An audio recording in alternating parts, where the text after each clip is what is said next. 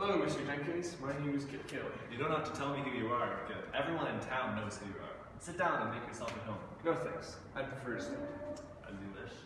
The senator said you had a job for me.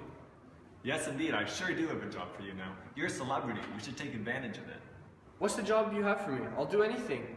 I'll wash floors, clean dishes, anything. That's great, Kip, but I have a much better job for you, and it won't even seem like work. I want you to greet people, and I'll pay you $50 a week just to shake people's hands. Doesn't that sound like a great job? Sorry, Mr. Jenkins, but that'll take me down the wrong alley. You know what? Listen, Kip, I like you, so I'll offer you $75 a week.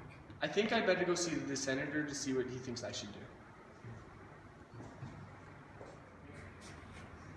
Mr. Jenkins, are you willing to offer me a job where I don't have to be a celebrity?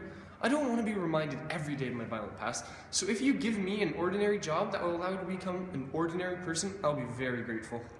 You don't understand, Kip. Your value to me is that you can attract a lot of people to my hotel by being a celebrity. I have no use for you as a dishwasher. Goodbye, Mr. Jenkins. I'm sorry you can't help me become the person I'm meant to be.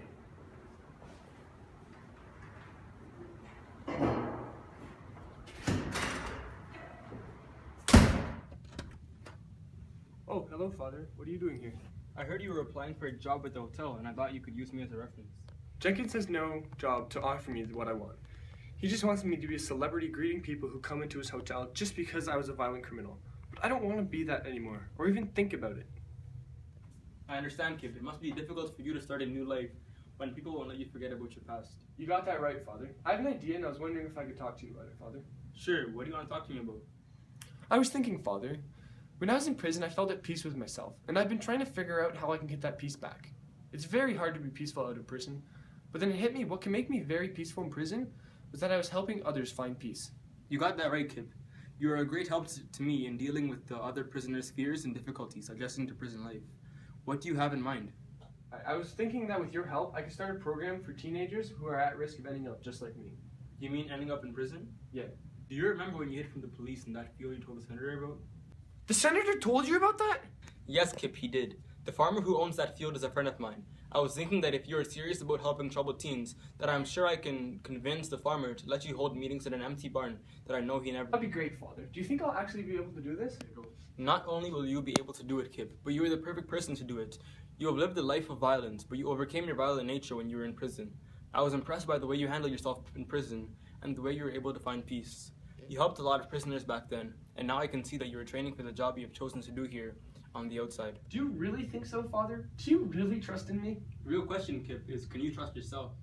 Do you know, Father, why I felt so peaceful and was able to help others when I was in prison?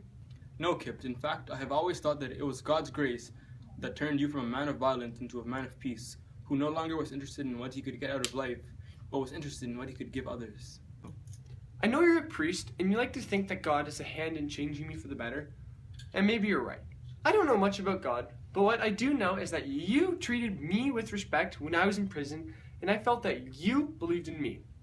The only other person who ever believed in me was Ma, but because I couldn't change on the outside, all her belief in me did was make me feel guilty because I was disappointing her. And you, Kip, I know you can do anything you set your mind to. If you believe in me, I'm sure I'll be successful. I see God's hand in this, Kip, and by the grace of God and my help, we will make it out of this together.